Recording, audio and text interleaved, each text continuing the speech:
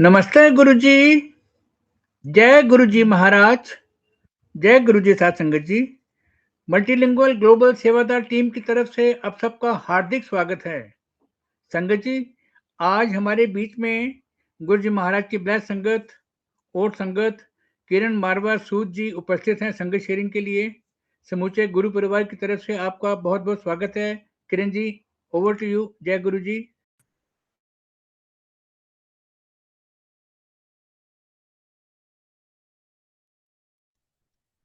ठीक है। नमस्कार। जय गुरु जी। जय गुरु जी। मल्टी लिंगुअल सेवादार कमेटी जो भी है, संस्था है, जो भी है, पर मेरे को ये पता है कि आप लोग बहुत अच्छा काम कर रहे हैं। हमारे लिए तो आप कोई गुरु जी ने शायद सेवा कोई शायद रखी नहीं है। आप लोग जो सेवा कर रहे हो, हम उसके लिए बहुत ज्यादा आपके ग्रेटफुल हैं।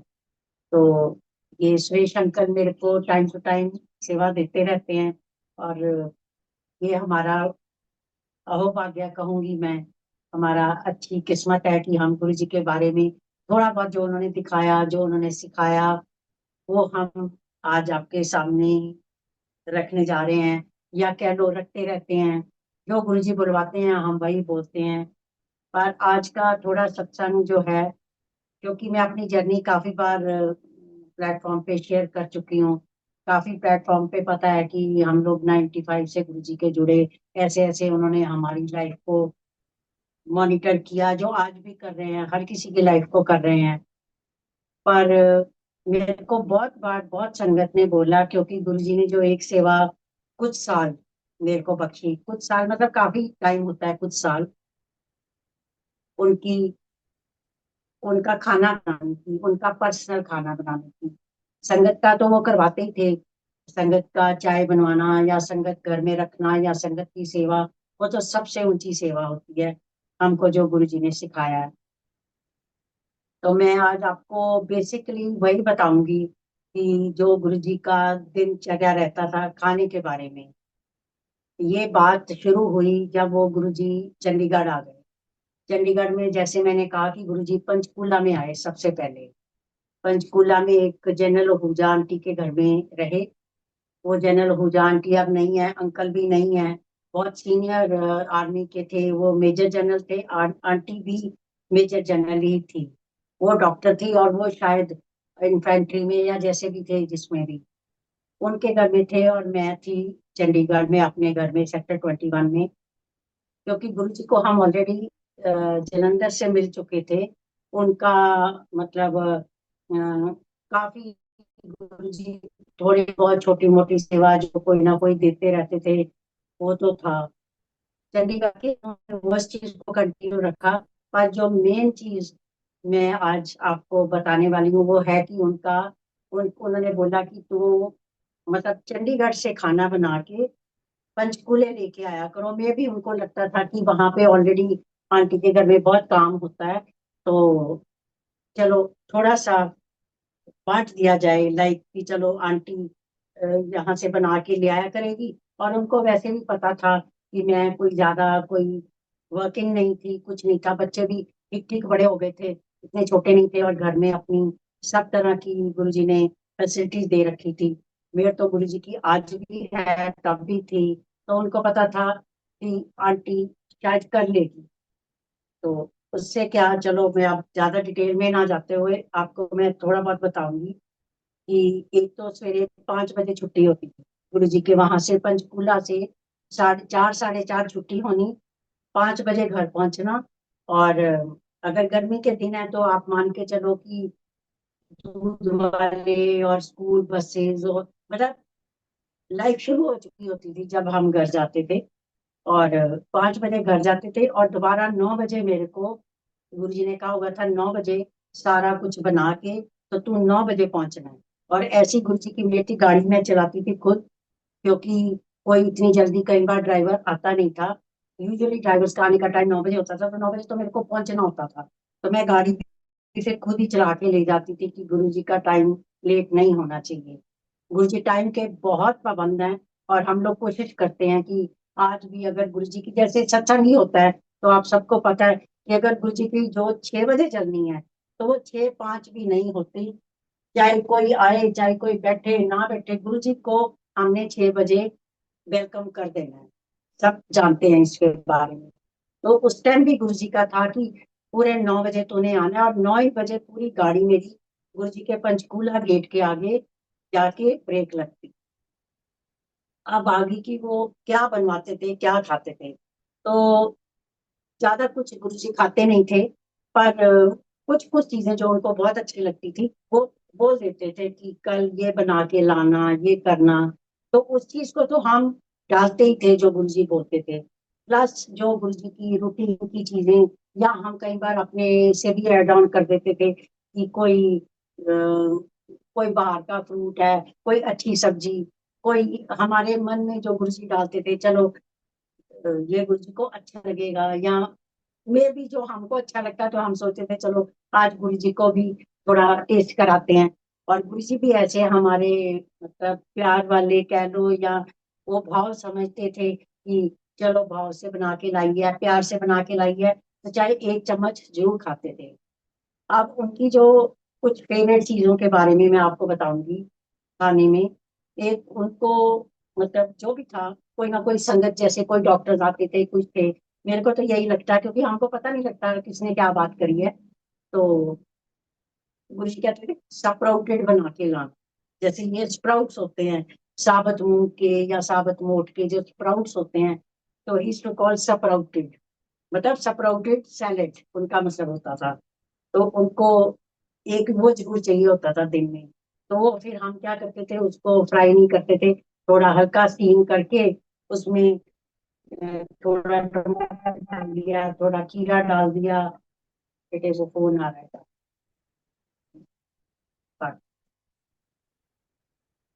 वो वो तो भी चलेगी। तो थोड़ा खीरा डाल दिया, थोड़ा टमाटर डाल दिया, नींबू डाल दिया, थोड़ा चाट मसाला डाल के इस तरह हम बना के ले जाते थे, सो दैट गुरुजी को लगता था कि चलो प्रोटीन भी मिल जाए, थोड़े सैलेड्स भी मिल जाए, विटामिन भी मिल जाए, और हमारे को एक तसल्ली होती थी कि गुरुजी ने कुछ अच्छा खा लिया। फिर जो उनका दिन शुरू होता था बेसिकली वो चाय से होता था। चाय का कप गुरुजी 10 बजे 10:30 उठते थे, मैं 9 बजे होती थी, पूरा डब्बा एक टिफिन जाते थे 3-4 तरह के। उसमें एक में सैलेड होते थे जो हम जाके फ्रिज में रख देते थे, और कुछ दोपहर का लंच के लिए, और कुछ रात का खाना, सारा पैक होके जाता था। तो वो सवेरे ही बन जाता था। तो उसमें क्या था कि गुरु जी को साबुत मूंग की दाल बहुत पसंद थी रात के लिए, रात के खाने के लिए। तो साबुत मूंग की दाल और मोठ मिक्स करके हम लोग उनको उनके लिए लेके जाते थे। फिर बाद में उनको जो था सूप का हुआ कि डेली उनको सूप चाहिए होता था। और सूप भी उनके लिए हर मतलब वीक के एक डे में एक सूप बनता था, दूसरे दिन दूसरा, तीसरे दिन ये कई बार गुरुजी बोलते थे कि पालक का सूप बना के लाना। फिर कभी कहते थे मतलब अ, दाल का सूप बना के लाना। तो ये सब चीजें मेरे से शुरू नहीं हुई। हमको गुरु जी के मामले में बड़ा ऑनेस्टली बोलना चाहिए। जब गुरु जी जलंधर में थे तो ये ड्यूटी थी प्रीति आंटी की। प्रीति आंटी अभी आज की डेट में गोवा में है। सब कोई जानते हैं, गुरुजी शाम को उनके घर सूप पीने जाते थे। और मैं भी जब चंडीगढ़ से जलंधर गई होती थी तो मेरे को भी ले जाते थे। फिर मैं इतना मतलब इनेमर्ड फील करती थी कि आंटी कितनी किस्मत वाली है, आंटी के घर गुरुजी सूप पीने जाती है। तो वो 10-15 संगत को ले जाना, और जब जब मैंने भी जाना तो मेरे को लगना क्या आंटी इतने अच्छे सूप बनाती है, कितना टेस्ट होता है, कितना ये वो। तो मेरे को नहीं पता था कि आगे जाके ये ड्यूटी मेरे को मिलने वाली है, मेरे ये सेवा गुरु जी की मेरे को मिलने वाली है। मैं भी गुरु जी मेरे मन किया समझ गए थे। तो फिर मैंने जब चंडीगढ़ आके ये मेरी ड्यूटी लगी तो मैं सारा वो रेसिपी प्रीति आंटी से पूछने लगी। मैंने कहा आप ये सूप कैसे बनाते थे, ये कैसे बनाते थे। तो एक उन्होंने मेरे को एक क्या होता है ना, एक ऐसा फंडा दिया कि जो हर सूप में डाल दो तो उसका टेस्ट बड़ा एलिवेट हो जाता है। वो भी मैं आपको बताऊंगी। फिर मैंने उससे पूछना, और जो गुरुजी ने बोलना वो सूप बना के ले जाना। सूप होता था रात के लिए, शाम को गुरुजी 6-6:30 बजे सूप पीते थे। तो हम शुरू करते थे जैसे 10 बजे, 10:30 बजे गुरुजी ने चाय पी, थोड़ा बहुत कोई बिस्किट या कोई रस या ऐसे कुछ खाया। उसके बाद फिर हम मतलब जैसे फ्रूट्स का उनको होता था, फ्रूट पैक होके जाते थे गुरुजी के। फ्रूट्स भी आप अगर सोचो तो हमको तो तब पता नहीं था कि गुरुजी तो रब है, वो तो हमको घर बैठे ही देख रहे हैं कि हम फ्रूट काट रहे हैं तो उसमें कितना भाव है। या फ्रूट काट रहे, मेरे को अभी तक याद है, कभी कभी आता है और मैं कोशिश करती हूँ कि कोई खास मेरा अपना है तो मैं उसके लिए ऐसा फ्रूट काटूं, पर शायद इतना अपना मेरा आज भी कोई नहीं है जितने गुरुजी हैं। तो हम क्या करते थे, जैसे पपीता का स्लाइस काटा तो उसका जो तीखा कोना होता था पॉइंटेड वाला, उसको काट के ना कोशिश करते थे स्क्वायर्स बने, मतलब स्क्वायर्स एक साइज के बने, कि चाहे गुरुजी उसमें 4 पीस खाएं, कोई टेढ़ा मेढ़ा पीस उनके भोग के आगे ना लगे। सो ये हम कोशिश करते थे, और ये चीजें शायद गुरुजी देख रहे थे, और तभी उन्होंने काफी सोच के ये सेवा दी कि आंटी अगर करेगी तो प्यार से करेगी। आज भी जो जो भी आंटी अंकल जो भी भाव से प्यार से कुछ भी करते हैं गुरुजी के लिए, जो भी बनाते हैं, गुरुजी उसको एक्सेप्ट करते हैं। वो इसीलिए करते हैं, वो ये नहीं देखते कि ये चीज क्या है, ये कितनी एग्जॉटिक फ्रूट है, ये कितना महंगा है। ये उनको भी ये पता है कौन कितने भाव से बना रहा है, कौन कितने भाव से खिला रहा है। Not only to Guruji, to sangat also.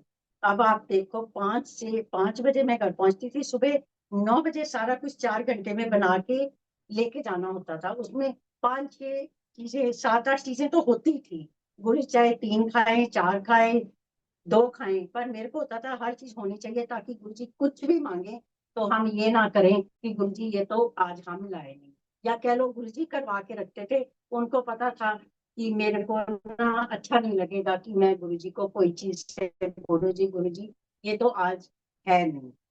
उनको, हालांकि उनको तो हमारे डब्बे बंद क्या, उनके अंदर बंद में भी पता होता था क्या चीज पड़ी है। फिर एक बार पूछते थे आंटी क्या लेके आई है, और मैंने तो वही बोलना था जो मैं लेके आई हूँ, तो फिर हंसने लग जाते थे। तो हमको तब इतनी समय नहीं थी कि इनको तो भैया फ्रिज के अंदर डब्बे बंद में भी पता है क्या पड़ा है। चलो वो तो बड़ी छोटी बात है। हम coming back again to the guru menu, जो आज का मेरा एक फोकस है कि मैं बताऊं। ये सत्संग में पहली बार शेयर कर रही हूँ। मैंने आज से पहले मेरे को लगता था क्या गुरु जी का खाना भी मैं बताऊं, फिर मेरे को अब लगता है कि नहीं, बहुत संगत पूछती है कि गुरु जी क्या खाते थे, कैसे करते थे, कैसे बनाते थे। तो चलो कोई बात नहीं, क्या पता गुरु जी की मर्जी है, कभी किसी का दिल करे कि आज वो चीज गुरु जी को भोग लगाएं। तो या गुरु जी कुछ लोगों को क्लैरिफिकेशन देना चाहते हो कि मेरे को जरूरी नहीं है कि चाय प्रसाद का ही भोग लगाओ। गुरु जी को नारियल पानी का बड़ा शौक था। कई बार हम लोग नारियल लेके जाते थे, फिर नारियल को थोड़ा बर्फ डाल के ठंडा करके पिलाना। गुरु जी को जामुन बड़े अच्छे लगते थे फ्रूट्स में। तो जामुन का ऐसे था, थोड़ा सा सीजन होता है 2-3 महीने। तो मेरे को अभी तक याद है, जामुन ना उदयपुर में पहले आ जाते थे, दिल्ली में बाद में आते थे। मे बी वो उस साइड का कहीं साउथ के या कहाँ से आते थे, मेरे को आइडिया नहीं है। फिर हम क्या करते थे कि मैं उदयपुर जाती थी, तो गुरु जी के लिए वहां से ना बॉक्सेस मिलते थे, छोटे छोटे बॉक्स होते थे गत्ते के, उसमें जामुन लेके ना, तो उसमें प्लेन के ऊपर रख के लेके आती थी ताकि खराबी ना होए। तो बड़ी छोटी छोटी चीजें हैं, इनका ज्यादा कोई देखा जाए तो मीनिंग है भी नहीं। और मीनिंग ये था कि जो चीज गुरु जी को अच्छी लगती है वो कहीं से भी पैदा की जानी चाहिए। फिर उनको एप्पल हो गया, एप्पल एक बॉक्स में हो गया, एक में पपीता बड़े पसंद थे कि उनको पपीता अच्छा लगता था। मैं भी, जैसे मेरे को तो यही लगता है कम से कम कि कोई लोग उनको, जैसे डॉक्टर वगैरह आते थे वो भी अपनी डॉक्टरी तो जानते ही थे सारे बैठ के कि गुरु जी आपको ना पपीता खाना चाहिए, गुरु जी आपको ना जामुन खाना चाहिए। गुरु जी को कोई प्रॉब्लम नहीं थी।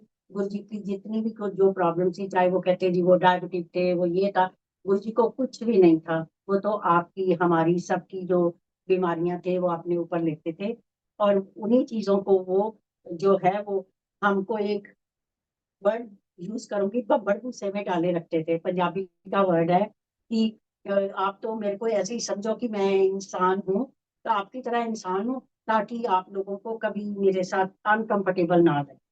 इसी वजह से उन्होंने हमारे को या पुरानी संगत या बहुत संगत को अपने साथ बिठाया, खिलाया, मजाक भी किए, हंसे, खेले, घूमे फिरे, सैर करी, गोलगप्पे खाए, भुट्टे खाए। तो ये उनका इंसानी रूप था, इस वजह से कि वो कभी भी हमको अनकंफर्टेबल नहीं चाहते थे कि हम हों। कभी कभी बीच में बोल भी देते थे, ऐसा नहीं था कि जिस दिन आपको पता लग जाएगा मैं कौन हूँ, तो ज्यादा बोलते थे अमेरिका वालों के लिए। मेरे को कभी कभी याद आता है, बहुत चीजें याद आती हैं, जो जो याद आ रहा है मैं आपको बता रही हूँ। कहते थे अगर वो अमेरिकनों को पता लग जाए ना मैं कौन हूँ, तो मेरे को उठा के ले जाएंगे। उनका मतलब ये था कि अगर उनको पता लग जाए कि साक्षात भगवान धरती पे आए हुए हैं, तो मेरे को उठा के ले जाएंगे एक्सपेरिमेंट करने के लिए।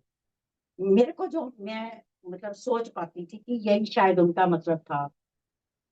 खैर, coming back again to Guruji's menu, कि उनके पेट फ्रूट्स थे, ये एप्पल हो गया, पपीता हो गया, जामुन हो गए, फिर कभी कोई, तब इतने ब्लूबेरीज वगैरह इतने कॉमन नहीं थे, पर कभी हमको नजर आ जाते थे तो हम जरूर ऐसे लेके भी जाते थे।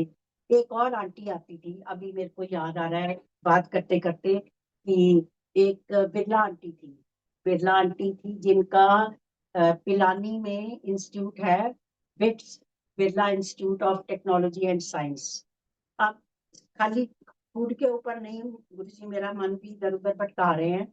तो मेरे को याद है, मैं कई बार 10-11 बजे एम्पायर स्टेट में होती थी, तो वो आंटी ना एक इतनी सी बास्केट डेली फ्रूट्स की लेके आती थी। उसमें सारे एग्जॉटिक फ्रूट होते थे। मैं तो कट करके लेके जाती थी। नहीं, आई थिंक सो, मैं थोड़ा भटक गई हूँ। ये मैं बात कर रही थी पंचकूला की। वो आती थी दिल्ली एम्पायर स्टेट में, चलो उसको बाद में डिस्कस करेंगे, या बाद में बताएंगे कि वो क्या, उसका क्या रहा ये सब चीजों में। पंचकूला में यही था कि एक फ्रूट की बास्केट, एक सैलेड्स की बास्केट, और एक खाने का टिफिन, ये सारा कुछ गुरुजी का जाता था। उसमें गुरुजी को आलू बैंगन की सब्जी बहुत पसंद थी। तो आज भी हम जब घरों में आलू बैंगन बनाते हैं, या मंदिर में बनता है, एम्पायर स्टेट में बनता है, बड़े मंदिर में बनता है, तो आप मानोगे संगत जी, सेम टेस्ट होता है, सेम टेस्ट जो हम उस टाइम गुरु जी के लिए बनाते थे। माइट भी ये सारी चीजें ना, उन्होंने रेसिपीज एक फिक्स कर दी हैं। इवन चाय का जो टेस्ट है, चाय का टेस्ट जो है, वो मसाला जो है हम डालते हैं। काफी संगत को मैं मतलब बनाना भी बताया है, और बना के भी दे चुकी हूँ, क्योंकि मेरे को लगता है कि ये भी शायद एक सेवा है।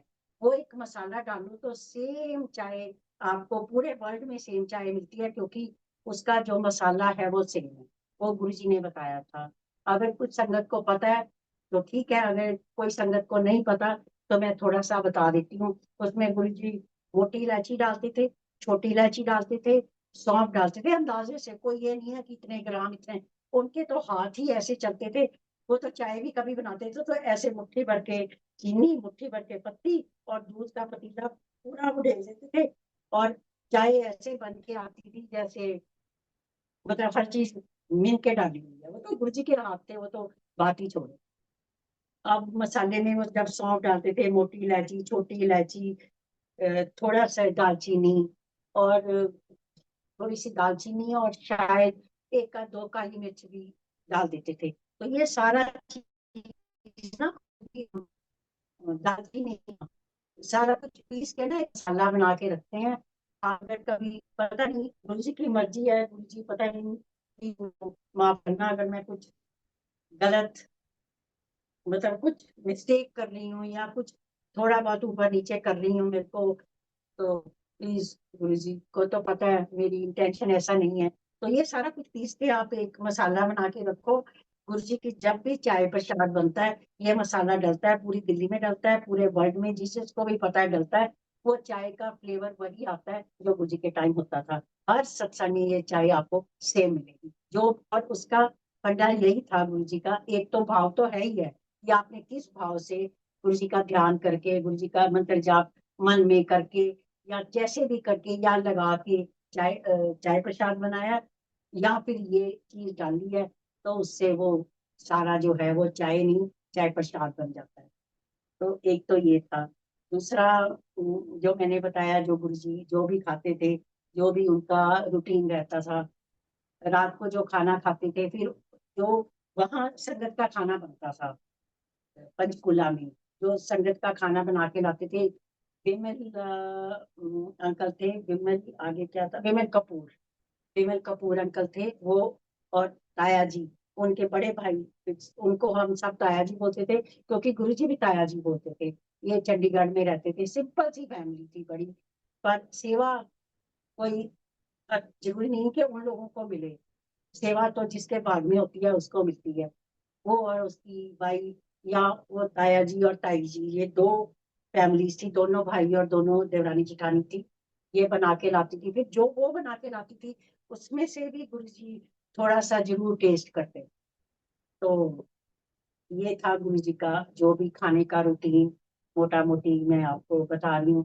बाकी शाम को चले जाते थे, वॉक पे चले जाते थे, लेक पे जाते थे, चंडीगढ़ में थे तो लेक पे जाते थे, फिर एम्पायर स्टेट आए तो फिर ये एमजी रोड पे रात को घूमते थे। तब कोई ट्रैफिक नहीं होता था, गुड़गांव अभी बना ही नहीं था, तो अब तो यहाँ पे आप वॉक नहीं कर सकते, तब रात के 1-1 बजे वॉक करते थे।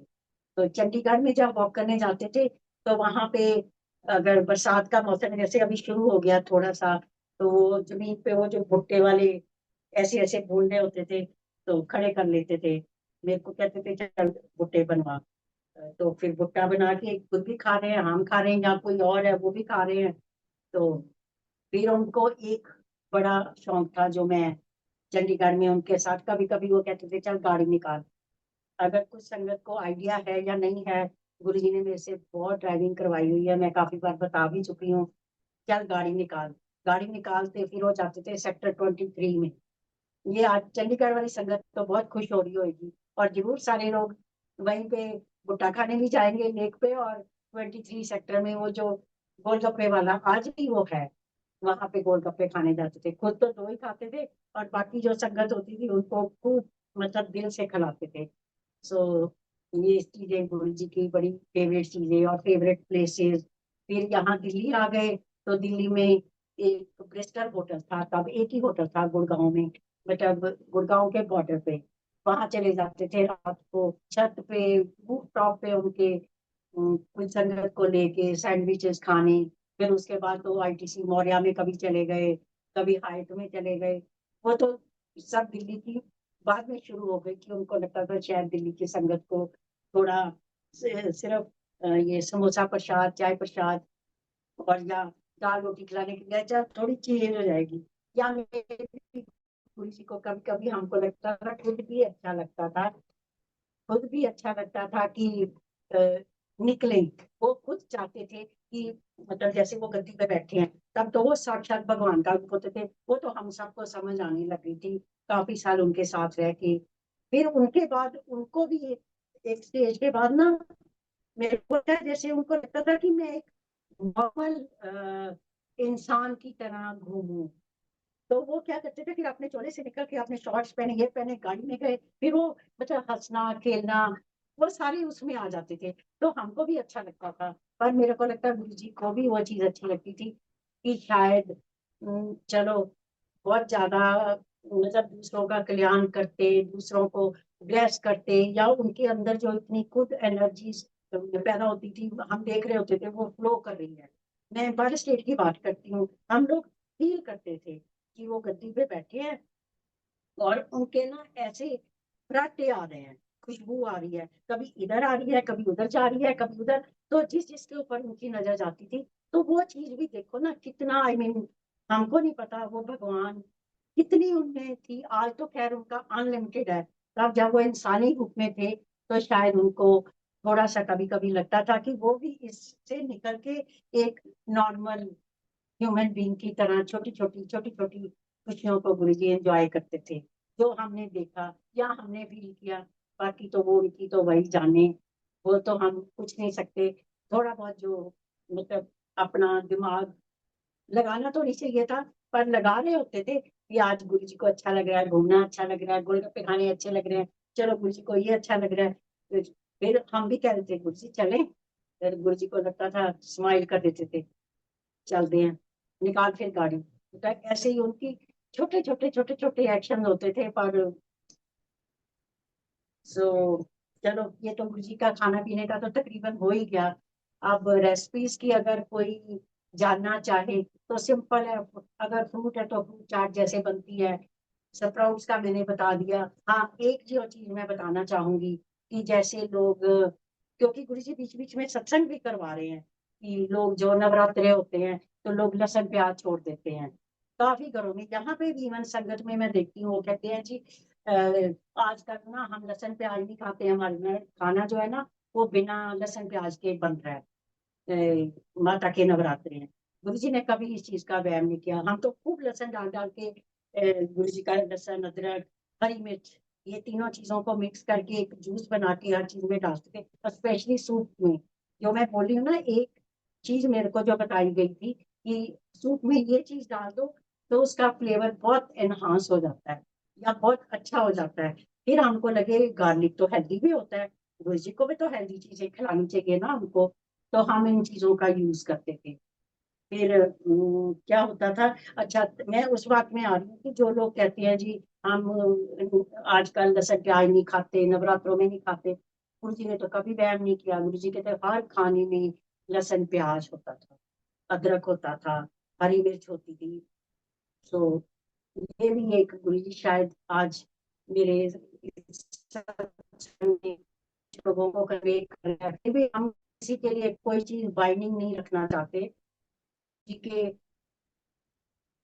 फॉलोवर हैं, गुरु जी की संगत हैं, हम किसी के ऊपर कोई चीज नहीं डिक्टेट करते। स्पेशली मेरे तो सिस्टम में नहीं है कि मैं एक भी किसी संगत को बोलूं कि आप ऐसे नहीं ऐसे करो। मैं सिर्फ वही बता रही हूँ जो हमने गुरु जी के साथ किया, जो उन्होंने करवाया, जो हमारे को दिखाया, जो हमको समझाया। आई फॉरवर्ड एज सच, बाकी किसी को कुछ नहीं बोलते। अब देखो, खाने की तो काफी बात हो गई, और कुछ खास तो खाने के बारे में मेरे को बताने को है नहीं। हाँ, एक और चीज गुरु जी को बड़ी पसंद थी, आलू बड़ियाँ। बहुत शौक से कई बार कहते थे आलू बड़ियाँ बना के लाना। उसमें क्या, हम लोग फिर अमृतसर से स्पेशली आलू बड़ियाँ बनाते थे जो अमृतसर की। मैं तो वैसे ही अमृतसर की हूँ तो मेरे लिए तो बड़ा आसान था, वहां से कोई भी भेज देता था। तो आलू बड़ियाँ की सब्जी बनती थी, खूब मसाला वगैरह पतली पतली बना के। अच्छा, फिर एक और चीज थी, मैं आपको बताती हूँ, मेरे को अभी अभी याद आ रही है। हम क्या करते थे अपनी तरफ से गुरु जी का बहुत प्यार जताने के लिए ना, एक बड़ा सी वो थाली होती थी उनकी, जो भी स्टील की था, चांदी की तो तब नहीं थी मेरा ख्याल है, स्टील की थाली रखी होती थी गुरु जी की, बड़ी स्टाइलिश शेप वो करके। तो उसमें कटोरियां लगा के ना, तो खाना लेके जाते थे कवर करके, और अपनी तरफ से कटोरियों में ना ज्यादा भर देना कि चल गुरु जी ना इसी बहाने खा लेंगे। होता है ना, जैसे कभी कभी हम लोग सोचते हैं, हम लोग ना गुरु जी की माँ बनने की कोशिश कर रहे थे कि चल जैसे बच्चे को 4 रोटी रखेंगे तो 2 तो खा ही लेगा, 3 तो खा ही लेगा। तो गुरु जी भी ऐसे थे ना, गुरु जी को अच्छा नहीं लगता था कि कटोरियां भरी हुई हो, तो वो क्या करते थे, और कटोरियां बनाते थे, सारी आधी आधी कर देते थे। फिर उससे थोड़ा सा सेल्फिश भी कह लो या कुछ कह लो, उसको तो ना चल ए तू खा ले, एक कोई और बैठा, चल ए तू खा ले, चल, वो सबको मिलता था। पर मेरे को लगता था कि गुरु जी को ना थोड़ा ज्यादा खाना चाहिए। गुरु जी तो एक रोटी ऐसे हाथ में उठानी, थोड़ी थोड़ी सब्जी लगानी, खानी, बस। बाकी बस 2-2 चम्मच सब्जी खानी, एक आध खानी, दूसरी नहीं खानी। तो हम अपनी तरफ से गुरु जी का खूब खाना मतलब भर के ले जाते थे। डांट भी पड़ती थी, रोज पड़ती थी, पर फिर भी हम ऐसे ही करते थे। हमको लगता था चलो क्या पता गुरु जी को कोई चीज इस दिन बहुत अच्छी लगे तो वो पूरा खा ले। ये सब भाव की बातें हैं, मैं कोई इसमें अपनी बड़ाई नहीं कर रही हूँ, मैं अपने भाव एक्सप्रेस कर रही हूँ कि ये हम सोचते थे। और गुरु जी शायद इस चीज को समझते थे, इसीलिए उन्होंने मतलब ये सेवा दी। आज भी जिस जिसको जो सेवा दी है, कोई भी किसी तरह की भी सेवा, ये भी सेवा ही है जो वासन अंकल भी कर रहे हैं, तो ये गुरु जी ने दी है। कोई सोचे जी वासन अंकल को क्या इंटरेस्ट है या मेरे को आज ये बताने में क्या इंटरेस्ट है, ये सेवा गुरु जी देते हैं, और हम उन्हीं के हुक्म से बोलते हैं, उन्हीं के हुक्म से करते हैं। इतने साल मैंने ये चीज कहीं किसी प्लेटफॉर्म पे किसी इंडिविजुअल को शायद बता दी हो तो बता दी हो, मेरे को इतने लोगों ने बोला कि हम रिकॉर्ड कर लेते हैं, आप लिख के दे दो, आप ये कर दो। मेरे को लगता था क्या गुरु जी के खाने को हम लोग कोट करें, गुरु जी के खाने की। पर अब लगता है कि शायद चलो इसमें से कोई चीज किसी का मन करे गुरु जी के हिसाब से बना के खा ले, और खाते खाते ही गुरु जी को याद कर ले, ये भी एक किस्म का मेडिटेशन ही होगा। ये भी गुरु जी को प्यार, हमारा गुरु जी के लिए प्यार या उनको याद करने का तरीका।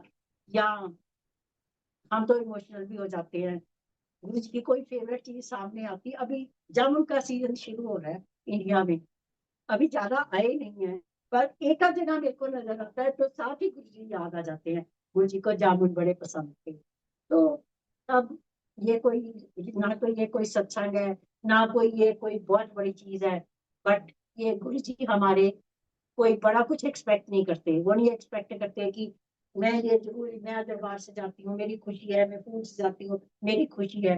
गुरु जी तो उस भाव से देखते हो, मैं इस कमरे में कैसे आती हूँ, मैं गुरु जी को मिलने कैसे आती हूँ, मैं मन में क्या लेके आती हूँ। ये है हमारे गुरु जी। तो वो तो साक्षात भगवान है, अब तो शायद किसी को ये बताने की जरूरत भी नहीं है। सो अब अंकल जी ने बोला था 45 मिनट्स तो मिनिमम करेंगे, अभी तो हाफ एन आवर हुआ है। तो कोई सत्संग हम शेयर कर सकते हैं, कौन सा सत्संग शेयर कर सकते हैं? अंकल अगर आपका कोई मन है कोई चीज सुनने का तो आप बता दीजिए, या आप कहो जय तो मैं गुरु जी, थोड़ा सा जय गुरु जी, जय गुरु जी। किरण जी, किरण जी, वो गुरु जी महाराज आपकी फैक्ट्री में गए थे उदयपुर में, थोड़ा उसके बारे में संगत हाँ जी को जी। बता दीजिए। उसके बारे में संगत जी अच्छा को जरा बता दीजिए। ठीक है जी, ठीक है। अच्छा अंकल, वैसे by the way time limit कोई नहीं है, बेटा हाँ था जी, वो ठीक है चला जी, गया, मैंने ठीक है जी। बोला है। हाँ जी, ठीक है ठीक जी। है जी। आप अपना टाइम अच्छा लीजिए। ठीक है, ठीक है। चलो, वासन अंकल ने जैसे बोला है कि हालांकि हम लोग सोचते हैं कि बड़ा छोटा सा सत्संग है, पर मेरे ख्याल में वो छोटा तो कुछ भी नहीं है। जो गुरु जी का आदेश है वो कभी भी छोटा नहीं होता, उसके पीछे तो बहुत एक, अब तो क्या बोले, जनरेशंस का ब्लेसिंग है। वो वो ऐसे है कि हम लोग जब गुरु जी के गए चंडीगढ़, 90 नहीं, चंडीगढ़ रहते थे और गए हम जलंधर, 95 की बात है। तो तब थोड़ा सा बैकग्राउंड बताना इसलिए जरूरी है कि हम लोग तब ट्रेडिंग में काम करते थे, कोई इंडस्ट्री हमारी थी नहीं, और ना हमारा विचार भी नहीं था। विचार अगर था भी तो हम लोग सोचते थे भी इतना अच्छा काम चल रहा है, और ट्रेडिंग की दुबई में ऑफिस था, कुवैत में था, सारी जगह हम लोग घूमते थे, खूब गुरु जी की मेहर थी, कोई कमी नहीं थी। इसलिए हमने सोचा कि चलो, मतलब क्या जरूरत है। पर वही बात है ना, गुरु जी ने शायद हमारे लिए कुछ और लिखा हुआ था, और उनका लिखा तो कोई मिटा नहीं सकता, ना उनका बोला हुआ पत्थर की लकीर है, और ना उनका किया हुआ कुछ जो है वो आपके कभी अगेंस्ट हो सकता है। वो जो भी किया, जो भी आज वो आपके मन में डालते हैं, आपसे करवाते हैं, वो उसमें आपका ही कल्याण है। ये भी हमको भी ये चीज बाद में समझ आई है, बहुत बाद में, और शायद अभी भी पूरी नहीं आई। उसमें ऐसे था कि फिर हम जब जलंधर गए गुरु जी को मिलने के लिए, सबसे पहले तो मैं एक चीज जो बताऊंगी, मेरा बहुत मन कर रहा है बोलने को, कि मेरा नाम किरण मरवाहा सूद है। Marwaha is my maiden name, Sood is my husband's name. अब जब मैं गुरु जी को पहली बार मिलने गई, गुरु जी के हॉल में एंटर करी, जो 300 डिफेंस कॉलोनी जलंधर मंदिर का एड्रेस है, मैंने एंटर करी तो गुरु जी ने बोला, "आ गई मायर आंटी।" अब ये मायर का तो कोई मेरे को मुंह से ही नहीं पता था। मरवाहा पता है और सूद पता है। अब मायर आंटी बोला, पर हम भी अंदर एंटर किए थे, पहली बार मिले थे। एक तो हम देख के इतने हैरान हो गए, इतने यंग गुरु जी, इतने हैंडसम गुरु जी, हमारी ऑलमोस्ट सिमिलर सी एज थी, एक आध साल ऊपर नीचे मेरे को तो थे, हम बराबर उम्र के हैं। सो आज अगर गुरु जी होते तो मैं 70 की हो रही हूँ, तो वो भी इसके आसपास ही होते। चलो, वो तो पता नहीं अब कहाँ दुनिया में, पूरी दुनिया में छाए हुए हैं, कहाँ कहाँ बैठे हैं। अब जब उन्होंने मेरे को मायर आंटी बोला तो हम बैठ तो गए चुप करके, मेरे हस्बैंड के साथ में हम बैठ गए। थोड़ी देर उन्होंने बुलाया, खिलाते रहे पिलाते रहे, मतलब रात के 12, 12:30, 1 बजे छुट्टी थी, दोपहर के 2:30 बजे के बैठे हुए, रात के 12, 1 बजे छुट्टी दी, और कहा, हमको बता दिया गया था भी अपने आप वहां नहीं उठना, जब गुरु जी आज्ञा देते हैं तभी उठना। तो पहली बार गए थे, उठ के गाड़ी में बैठे, तो एक चीज तो समझ आ गई कि आंटी बोल रहे हैं, आंटी, लेडीज को आंटी और जेंट्स को अंकल बोल रहे हैं। वो भी मैं, अगर आप कहोगे तो बाद में एक, कोई संगत को एंजाइटी होती है ये आंटी अंकल क्या है, तो मैं जरूर बताऊंगी। वो क्या हुआ कि जब हम दोबारा वापस गाड़ी में बैठे, आज्ञा मिली, तो मैंने अपने हस्बैंड को पूछा, जी ये सब कुछ ठीक है, ये मायर क्या, मायर क्यों बोल रहे हैं हमको, मायर आंटी क्यों बोल रहा? तो वो कहते अच्छा तेरे को नहीं पता हम मायर हैं। मैंने कहा मायर कैसे हैं, हम तो सूद है। वो कहते नहीं नहीं, मेरी जो तीसरी चौथी पिछली जनरेशन थी वो ना मायर लिखती थी, हम वैसे सूद है और हमारी जो सब कास्ट है ना वो मायर है। कब 14 साल 15 साल हमारी शादी को हो गए हैं, आज तक ये वर्ड आपने यूज नहीं किया, मेरे को पता नहीं है, ये गुरुजी को कैसे पता। तो ये जो चीजें वो छोटी छोटी हमको छूटते ही बता रहे थे ना, इसके पीछे भी एक फंडा था, क्योंकि हम बड़े अनमने मन से गए थे और उनको लगता था कि कुछ चीजें मैं इसको बताऊंगा तो शायद दोबारा फिर ही आएगी, नहीं तो ये नहीं आएगी, मेरे को जो लगता है। तो अब ये मायर वाली बात तो किसी को भी नहीं पता थी, मेरे को नहीं पता थी, मेरे हस्बैंड को पता थी, वो भी बड़े छोटे छोटे थे, उनका दादा परदादा लिखते थे, वो भी भूल भुला गए थे, तो ये गुरुजी ने याद करा दिया। चलो एक तो ये बात हुई। फिर हम 2 महीने हुए थे इधर, 2 महीने हुए थे गए हुए, तो हम वो जो छोटा सा हॉल है, बाहर लॉबी सी बनी हुई है जो जलंधर मंदिर में, वहां बैठे हुए थे।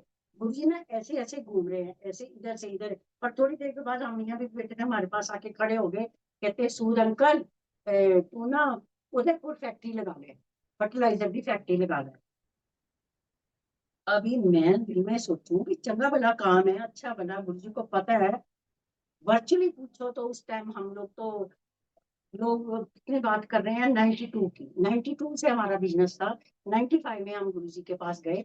एंड वर्चुअली जितना भी इंटरनेशनल ट्रेडिंग में होता है सारी डॉलर्स में इनकम होती है, तो इंडिया आके तो बड़े पैसे हो जाते थे, कोई कमी नहीं थी।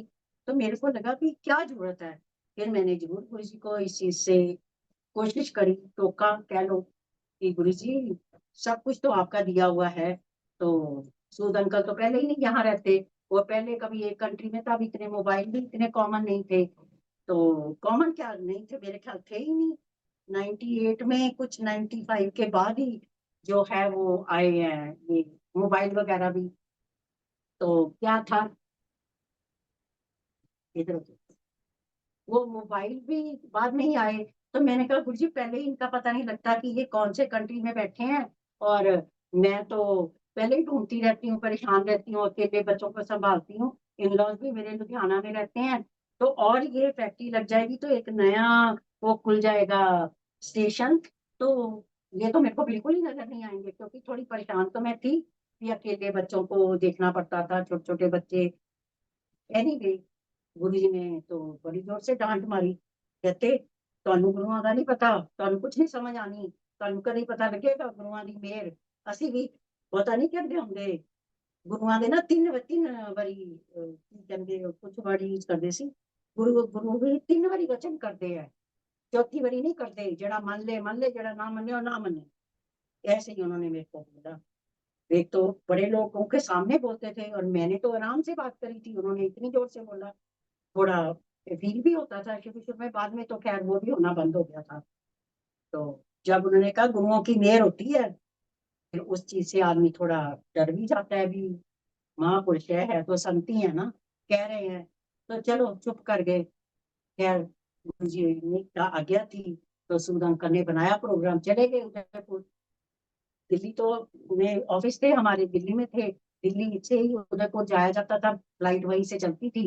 तो उदयपुर गए, और मानो संगत जी आप, इतनी मतलब छोटी बात है और छोटी नहीं भी है, वहां गए तो कोई देखनी जगह देखनी शुरू करी, तो पता लगा कि एक ऑलरेडी कंपनी वहां बनी हुई है जिसका नाम आज भी वही है, same Sadhana phosphates and chemicals limited की वो कंपनी बनी हुई है, किसी और ने बनाई थी, कोई मिस्टर एस डी शर्मा थे, गांधी जी के साथ फ्रीडम फाइटर रहे थे, he died at the age of 100 and some, काफी लेट। उन्होंने बनाई थी, लैंड अलॉट कराई थी, कंपनी बनाई थी और सेम फर्टिलाइजर के लिए बनाई थी। बाद में उन्होंने आइडिया ड्रॉप कर दिया क्योंकि उनका लड़का माना नहीं, तो वो फॉर सेल थी, वो कंपनी फॉर सेल थी जिसमें लैंड भी अलॉटेड थी। अब गुरुजी को तो पता था कि मैं इतना चूंचान कर रही हूँ, इसको क्या पता कि मैंने तो इनके लिए रेडी रखा हुआ है। तो वही हुआ, हस्बैंड गए, उन्होंने बातचीत करी, उन्होंने कहा जी ये कंपनी सेल में है, फर्टिलाइजर के कुछ उसमें लाइसेंस वगैरह जो होते थे उसी चीज के लिए अलॉटेड है, तो वही लग सकता है, फर्टिलाइजर ही लग सकता है प्लांट। तो वो मिल गई हमको, बस ऐसे फैक्ट्री लग गई। चलो फैक्ट्री क्या लगनी थी, जब वो आए तो ले लिया, खरीद ली हमने, कंपनी खरीद ली, लैंड में मिल गई। 15-16 एकड़ लैंड है उसमें, वही सेम जो अभी यहाँ भी चल रही है। लैंड भी थी, मतलब गवर्नमेंट की तरफ से लैंड allotted थी, ये था वो था जो भी था। तो जब हमने ली तो मैंने गुरु जी को बोला, मैं कहा गुरु जी, कहते जाओ भूमि पूजन करके आओ। तो मैंने कहा गुरु जी आप भी चलो ना प्लीज। तो कहते तू ना तुसी जाओ भूमि पूजन करो, जब ਤੁਹਾਡਾ ਉਹ ਕੀ ਹੋਏਗਾ, इनॉग्रेशन होएगा ना, फिर आप चलांगे, पूरी संगत लेके जाएंगे, पूरा लाम लश्कर लेके जावांगे, ऐसे कुछ वर्ड यूज किए। तो मैंने दिल में सोचा कि गुरुजी ने टाल दिया, चलो कोई नहीं, हम भी गुरुजी की छोटी फोटो लेके चले गए। वहां रखी, जमीन पे ही पूजा थी, पंडित जी थे, पूजा रखी, आज भी वो सारी फोटोज है मेरे पास। तो फोटो रखी, इतनी झाड़ियां थी वहां कांटे वाली, थोड़ी झाड़ियां साफ करा के, क्योंकि राजस्थान है रेगिस्तान पूरा, तो इवन मतलब दरियों के नीचे से भी कांटे चुभ रहे थे, बैठे हुए पूजा करते, मतलब ऐसी जगह, जंगल बियाबान बिल्कुल। अब हो गई, चलो उसमें मैं एक चीज और आपको बताऊंगी, गुरु जी ने मेरे को 5 ब्रिक्स दी, 5 ईंटें, मतलब ईंटें जो प्रॉपर ब्रिक्स होती हैं, अच्छी अच्छी अच्छी खासी मोटी, नॉट टाइल्स, ब्रिक्स मैंने कहते 5 ईंटा ले आई, एक सपने सपनी का जोड़ा ले आई, ਤੇ ਮੈਂ कहूंगा उसी ना ਉਹਦੀ फाउंडेशन च पा दी। मैं ले गई, एम्पायर स्टेट में बैठे थे, नहीं कहाँ की बात है, ये बात है, हाँ गुरु जी तब आ गए थे यहाँ, दिल्ली आ गए थे, मतलब जलंधर उन्होंने आइडिया था, जब तक हमने खरीदा, फिर गुरु जी चंडीगढ़ आ गए, फिर अंकल जाते रहे, वो सारी डील्स वगैरह करते रहे। जब ये शुरू हुआ, जब ये शुरू होनी थी इसकी भूमि पूजन, तब तक गुरु जी दिल्ली आ गए। तब उन्होंने मेरे को दिल्ली, हमको भी दिल्ली बुला लिया था, हम भी दिल्ली शिफ्ट हो गए थे। तो दिल्ली इन्होंने बोला तू ना 5 ईंटें लेके आना, और एक साफ सपनी का ना जोड़ा लेके आना चांदी का, मैं ब्लेस कर दूंगा। अब आप मानो कि मैं ईंटें भी ले गई, अच्छी खासी बड़ी बड़ी, गुरु जी ने कुछ पता नहीं क्या उसके ऊपर मंत्र पढ़ा कि क्या किया, और वो साफ सपनी भी हाथ में रख के मेरे को कहते ये ना फाउंडेशन में डाल दे। मैं आप मानो, देखो संगत जी कितनी बड़ी बात है, मैं वो अपने हैंड कैरेज में जो कैबिन बैगेज होता है, उसमें 5 ईंटें रख के सिक्योरिटी से निकाल के ले गई, ऊपर जहाज में रख के ले गई, किसी ने मेरे को रोका नहीं, किसी ने, सिक्योरिटी ने ये भी नहीं पूछा कि भैया कपड़े हैं सब कुछ है, ये ईंटें क्या करने लेके जा रहे हो, और हम तो प्लेन में अलाउ नहीं करेंगे। अब ये गुरु जी की, बाद में हमको पता लगा कि अगर गुरु जी कोई चीज चाहते थे कि ये किसी को ना नजर आए, तो वो नहीं आ सकती थी। आज भी वो उनमें इतना है कि अगर जो गुरु जी ने दुनिया को दिखाना है वो दिखाना है, जो नहीं दिखाना वो मेरे सामने मेरी आंखों के आगे से पर्दा डाल देना है उन्होंने। ये हमने गुरु जी के साथ काफी चीजों में देखा। तो 5 ईंटें की आज भी मेरे पास फोटो है, मैं कभी वो डालूंगी ग्रुप पे, इतनी देर तो मेरा मन नहीं करता था, ये बड़ी लगता था बड़ी पर्सनल चीजें हैं, बड़ी लोग क्या सोचेंगे, संगत क्या सोचेगी, आंटी क्या बताना चाह रही है, क्या करना चाह रही है। पर अब मेरे को लगता है ये तो बहुत बड़ी बात थी, तो बहुत बड़ा सत्संग है। खैर वो इनके हमने डाली फाउंडेशन में, सांप सपनी का जोड़ा था सिल्वर का, छोटा सा, वो डाला, तो वही फैक्ट्री, फिर गुरु जी 9 अप्रैल 1998 को गए उधर, पूरा एक प्लेन जो था चार्टर प्लेन हुआ, उसमें सारे डिग्नेटरीज, उस टाइम भी लोग इतना, मतलब एयर ट्रेवल को सिर्फ नहीं समझ जाता था, कहते थे ये एक प्लेन में इतने सारे उसमें ब्यूरोक्रेट्स थे, जजेस थे, मतलब आईपीएस ऑफिसर, आईएएस ऑफिसर, इतनी तरह के डिग्नेटरीज, वो एक प्लेन गया था। और सब लोग सोचे थे कि कभी भी इतने सारे मतलब वीआईपीज को एक बार इकट्ठा ट्रेवल नहीं करना चाहिए, पर गुरुजी थे तो क्या होना था, वो गया, फिर पूरी एक शताब्दी का शताब्दी ट्रेन बुक हुई बाकी संगत के लिए, हम भी ट्रेन में ही गए, जिस जिसको प्लेन की आज्ञा थी वो प्लेन में गए, और जिनको हमको बोला कि ट्रेन में जाना है तो हम ट्रेन में गए। पूरी शताब्दी अजमेर तक गई, अजमेर के आगे ऑफ कोर्स गुरु जी ने, मतलब जो हमारे डायरेक्टर थे उस टाइम, अब तो नहीं है गुरु जी के भगत कर्नल वर्मा, उनको मैं जरूर रेफर करना चाहूंगी। उनकी हमारी कंपनी में बहुत कंट्रीब्यूशन रही। वो आर्मी में कर्नल थे, जलंधर में पोस्टेड थे, जलंधर मंदिर में वो सेवा करते थे। उनकी वाइफ भी गुरु जी का खाना बहुत बनाया, अनीता वर्मा आंटी, जो आज भी है। उनका बेटा है राकेश वर्मा, वो आज भी दिल्ली में है, कनाडा चले गए थे, अब यहाँ पे हैं। उन्होंने भी बहुत सेवा की। उनको गुरुजी ने बोला था कि कर्नल बीपी वर्मा, बच्चन प्रसाद वर्मा था उनका नाम, कह रहे तू ना आर्मी की नौकरी छोड़ के आरटीडी कंपनी ज्वाइन कर है। और वो इतने मतलब ऐसी संगत थी वो, उसने आर्मी का कर्नल की नौकरी छोड़ के हमारी कंपनी में जॉब लिया, गुरुजी ने दिलवाया। और एज ए डायरेक्टर उन्होंने ज्वाइन किया। सारा कुछ जो बाहर की फॉर्मेलिटीज थी कंपनी की, वो उन्होंने कही, क्योंकि अंकल तो बहुत ऑलरेडी बहुत ट्रैवल करते थे, बहुत बिजी थे, और मेरे तो बच्चे छोटे छोटे थे। फिर मेरे को भी गुरुजी ने कहना शुरू किया तू ऑफिस बैठा कर। उनको पता था ये पुरानी लेक्चरर है, इसको कुछ बिजनेस का नहीं आता। तो मेरे को कहते तू ना ऑफिस बैठा कर। मैं कहा मुझे, मेरे को तो बिजनेस का कुछ नहीं पता, इंपोर्ट एक्सपोर्ट के बिजनेस में कुछ नहीं पता, ये इंडस्ट्री का कुछ नहीं पता। कहते तेरे को क्या ना, बस तू ऑफिस बैठा कर। मैं क्या करती थी, जैसे वो डब्बा पैक करके अपना ले जाती थी, अंकल का किया, अपना भी किया, वहां जाके बैठ गए, खाया पिया, अपना देखते थे। वो देखते देखते देखते देखते मैं सब सीखती गई। आप मानो ये गुरु जी का तरीका था, उन्होंने मेरे को सिखाना था। तो उनको पता था बैठेगी तो सीख जाएगी। मैं बैठ के सब सीखती गई, और फिर अंकल के साथ मैंने सारा काम किया। हमने ट्रेडिंग कंपनी बंद करवा दी गुरु जी ने, इंडस्ट्री में ले आए।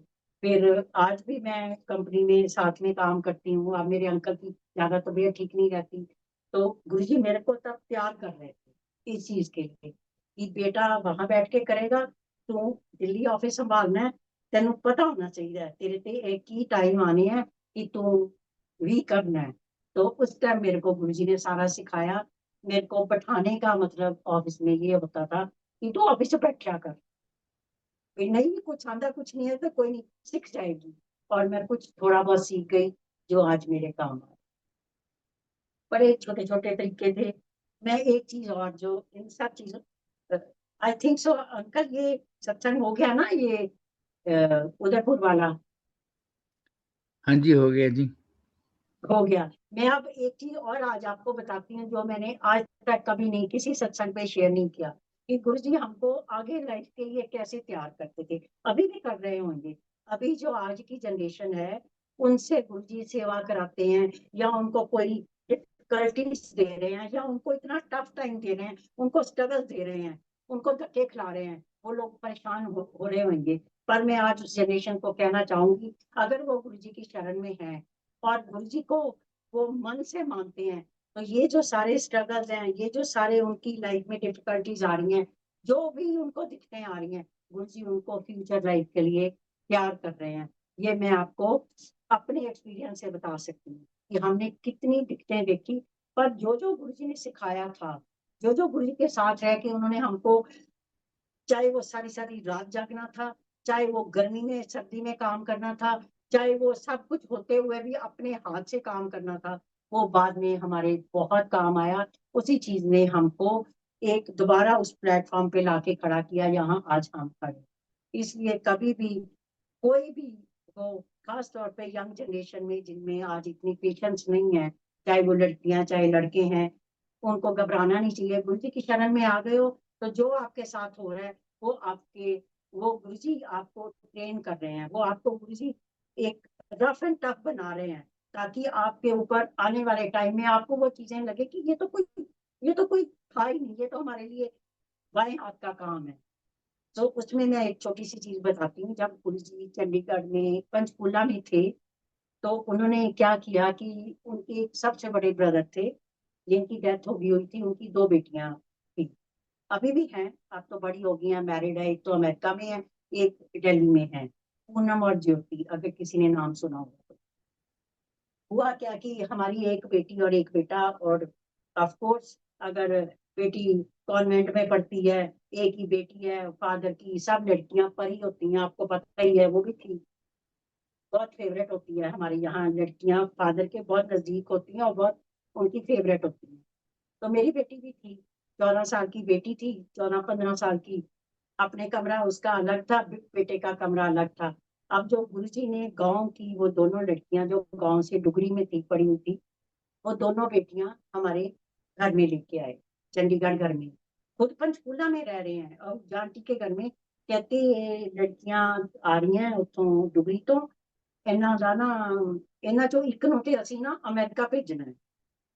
वो दोनों लड़कियां 10-10 क्लास पास डुगरी से पंजाबी मीडियम में, बिल्कुल उनको दुनिया का नहीं पता, उनको बिल्कुल इतनी भोली भाली सीधी सादी लड़कियां। पहले तो मेरे को समझ नहीं आई कि गुरु जी कह रहे हैं इसको ना असी बड़े वाली ਨੂੰ ਤੇ ਅਸੀਂ अमेरिका भेजना।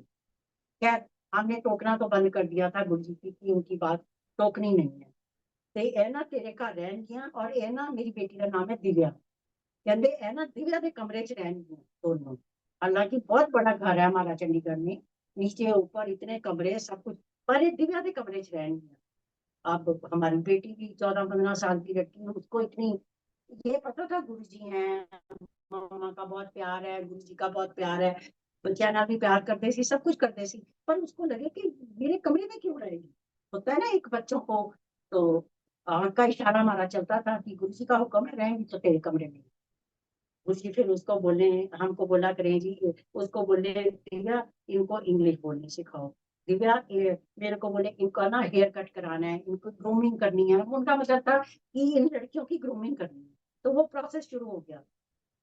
खैर करते करते होता रहा, फिर जी गुरुजी कहते इन्हों का वोटर कार्ड बनाना है चंडीगढ़ का, ये वो करते चलो, वो बड़ी छोटी बातें हैं। कहने का मतलब ये है कि वो लड़कियां कमरे में रही बेटी के, बेटी को आदत पड़ी कि किसी के साथ रहना है। वो अपने भाई को कमरे में नहीं घुसने देती थी जब ये लड़कियां रही, क्योंकि गुरुजी की फैमिली से कनेक्टेड थी, तो वो चुप करके उनका सब कुछ कर रही है, जैसे गुरुजी कह रहे हैं कर रही है, कर रही है, कर रही है। आप मानो संगत जी 20 साल की उम्र में गुरुजी ने उसकी शादी करी। उसके घर के आगे उसकी 8 सिस्टर इन लॉ, मतलब रियल दो जॉइंट फैमिली की, दो कजन बुआ की, दो ताया की, दो चाचा की, दो इधर 8 लड़कियां, और ये सबसे बड़ी हमारी बेटी सबसे बड़ी, खुद 20 साल की, उसके नीचे 8 लड़कियां। गुरुजी ने इसको निभाना सिखाया, गुरुजी ने इसको सिखाया कि किसी के साथ शेयरिंग कैसे करते हैं। गुरुजी किसी के साथ, चाहे वो आपसे आपसे डिफरेंट आउटलुक वाला आदमी है, डिफरेंट व्यू पॉइंट वाला आदमी है, चाहे आपका उसके साथ कुछ मैच है कुछ नहीं है, पर आपने सबसे निभाना है, तो उसको निभाना सिखाया। मैं उस टाइम मेरे को कुछ नहीं इस बात का मतलब लगता था, पर जब उसकी शादी हुई, आज उसकी लड़की की शादी 26 साल हो गए, गुरुजी ने करी, खुद ही लड़का ढूंढा, खुद ही शादी करी, और जब वो उन सबसे जाके निभा पाई, तो मेरे को लगता है सारा क्रेडिट मैं गुरुजी को दूंगी। गुरुजी ने उसको इस तरह ट्रेन किया कि वो इतने बड़े परिवार में खुद इतनी यंग होते हुए निभा पाई। तो ये एक सत्संग भी नहीं कह सकते, एक मैं एग्जांपल दे रही हूँ कि अगर आपको कोई ऐसे सर्कमस्टांसेस में रहना पड़ता है जो आपको नहीं अच्छे लग रहे, ये आज की लड़कियों के लिए शायद ज्यादा मैसेज है, लड़कों के लिए भी ऐसे है कि अगर आपके व्यू पॉइंट नहीं मिलते हैं, अगर आपको किसी ऐसे माहौल में काम करना पड़ता है, ऐसी आप ऐसी मैरिज में आ गए हो, आपका लाइफ पार्टनर के साथ आपका थोड़े बहुत, बहुत ज्यादा कॉम्प्रोमाइज नहीं, थोड़े बहुत करने पड़ते हैं, तो जरूर करना सीखो। जिस तरह का माहौल आजकल चल रहा है बहुत डर लगता है, बहुत ज्यादा ये जो गुरुजी बोलते थे डिवोर्स रेट होंगे, इन्हीं चीजा बोलते से डिवोर्स होंगे, कैंसर की बारिश होएगी, और एक डिप्रेशन, ये 3 वर्ड गुरुजी बोला करते थे, डिप्रेशन, डिवोर्स और कैंसर। कहते थे आने वाले टाइम में ये चीजें, और आपके सामने देख लो, हर 10 मैरिजेस में से 6-7 तो डिवोर्स हो गए हैं। मेरे को बाकी नहीं पता, इंडिया में तो ऐसे ही होगा। सो ये एक चीज है जो मैं आज की जनरेशन को बताना, शायद गुरु जी ने मेरे दिमाग में डाला है जो माहौल चल रहा है। सो ऐसी छोटी छोटी बातें हैं। चलो मैं आज एक और चीज आपको बताती हूँ, है तो बड़ा पर्सनल सत्संग, पर अब पर्सनल क्या, तो गुरु जी के सत्संग सारे हमारे जो आज मेरे सन इन लॉ हैं, जो जिससे मेरी बेटी की शादी हुई है गुरु जी ने करवाई, वो हमारी डिस्टेंट फैमिली नहीं थे, हमारे डिस्टेंट रिलेशन में थे चंडीगढ़ से। तो गुरुजी भी चंडीगढ़ में थे, वो फैमिली भी आती थी, मैं तो सारा दिन ही सेवा में रहती थी, मेरी बेटी भी होती थी। बड़े छोटे छोटे थे ये भी, अगर ये 14 साल 15 साल की थी तो वो 17 18 साल का हो गया। खैर, हमारी फैमिली थी, तो वो भी गुरुजी के पास बैठे होते थे, हम भी जाते थे। तो जैसे ही उस फैमिली में आना, मैंने बताया ना जॉइंट फैमिली थी, तो वो काफी लोग इकट्ठे होके आते थे, 8 10 लोग तो इकट्ठे होके आते ही थे। तो हमारी तो मैं, मेरे हस्बैंड और 2 बच्चे, हमारी तो छोटी सी न्यूक्लियर फैमिली थी।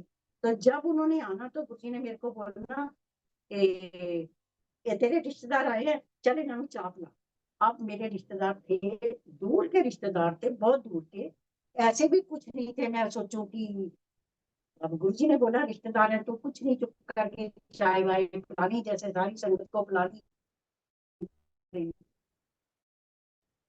आया हुआ कि बेटी की 12th हुई, हम चली दिल्ली आ गए। बेटे को उसी ने कहा दिल्ली शिफ्ट हो जाओ, हम दिल्ली शिफ्ट हो गए, बेटी ने कॉलेज ज्वाइन कर लिया।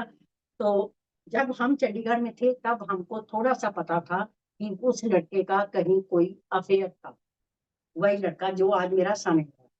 तो सवाल ही नहीं पैदा होता था कि हम अपनी बेटी की बात सोचते, क्योंकि उसका अफेयर था, इतने छोटे छोटे बच्चे थे। हम यहाँ आ गए तो बात खत्म हो गई। बाद में उसका जब रिश्ता हमारे बेटी के लिए आया, तो मैंने सीधा ही गुरुजी को पूछना था, उनसे पूछे बिना तो हम करते नहीं थे। मैं कहा गुरुजी, वो जो लड़का था ना, वो जो अमन लड़का था, वो जो हमारे दूर के रिश्ता, उसका ना रिश्ता आया है हमारी बेटी के लिए। तो कहते बहुत मुख्य चाहिए। मैं कहा गुरुजी, उसका तो कहीं अफेयर था। कहते नहीं नहीं नहीं, वो तो खत्म हो गया, वो तो तभी खत्म हो गया था, वो तो सब खत्म है, तू कर ना, बिना सोचे समझे कर। फिर उसी के साथ हमारी बेटी की शादी हुई। फिर मेरे को बाद में बड़े सालों बाद याद आया कि वो जब चंडीगढ़ में आते थे, पंचकूला में, वो पंचकूला में ही रहते हैं, पंचकूला आते थे, तो गुरुजी मैंने कहते सी, "ए तेरे रिश्तेदार आए हैं, तो इन्होंने चाप ला।" मतलब गुरुजी को तब भी पता था कि इस लड़के के साथ तुम्हारी बेटी का रिश्ता होना है, ये तेरे रिश्तेदार बनने हैं, ये फैमिली, तो तू अपने रिश्तेदारों में चाप ला। अब ये बात तो ये भी बड़ी छोटी है, पर गुरुजी को उस टाइम भी पता, जबकि हम सारी फैमिली को पता था कि उसका कई अफेयर है। और उसने वहां रोका रुका भी कराया, बाद में टूट गया ये वो, अल्टीमेटली हमारी बेटी से उसकी शादी हुई, जो आज हमारे सामने है। सो है तो ये बड़े छोटे छोटे सत्संग, पर ये सारे वो है जो आज तक कभी किसी प्लेटफॉर्म पे शेयर नहीं हुए। So I think so, Vasan uncle, 12 बज जय रहे गुरु हैं। जी, जय गुरु जी, जय गुरु जी। बहुत ही डिवाइन संगत शेयरिंग आपकी। गुरु संगत को बहुत ही मैसेजेस मिले हैं। मैं रेणु जैन जी से रिक्वेस्ट करूंगा, अपने आप को अनम्यूट करें प्लीज। जय गुरु जी, जय गुरु जी महाराज, सारी संगत को जय गुरु जी। आंटी किरण आंटी, बहुत ब्यूटीफुल संगत सत्संग आपने शेयर किया है। मैं खुद उदयपुर से हूँ, तो मैं इतना इतना अंदर से मैं फील कर पा रही हूँ कि कैसे महाराज आ, की बताते हैं, और महाराज ने जो उदयपुर को ब्लेस किया।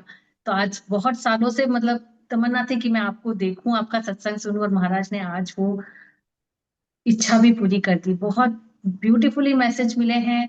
और कभी जरूर से अगर मौका मिला तो जरूर से जाके मंदिर के दर्शन करने, और सबका अगर गुरुजी महाराज ने अगर मौका दिया तो हम जरूर से करेंगे। और बहुत सुंदर सत्संग जो आपने छोटी छोटी चीजें बताई है ना, वो हमको सही में अमल करनी चाहिए, ताकि हम अपनी जो लाइफ है थोड़ा एडजस्टमेंट करना, वो करना, जो मैसेजेस गुरुजी ने दिलवाए हैं आपके थ्रू, वो बहुत ब्यूटीफुल है, ताकि लाइफ स्मूथली चले। जय गुरु जी। आंटी अपने मंदिर के दर्शन, दरबार के दर्शन करवाइए प्लीज, अच्छे से सब देखना चाह रहे हैं, बहुत तमन्ना है। मतलब ये मंदिर तो नहीं है, गुरु जी का कमरा बनाया हुआ है, तो आपको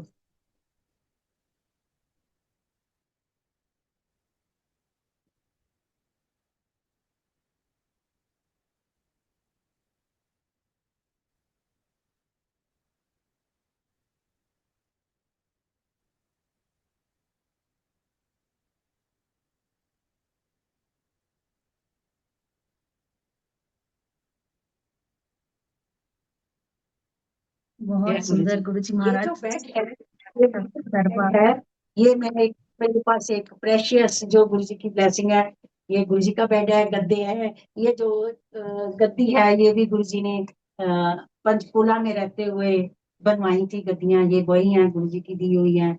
सो थोड़ी छोटे छोटे गुरुजी की ब्लेसिंग्स है, हम हमारे लिए ये सबसे कीमती प्रेशियस पोजेशन है हमारी।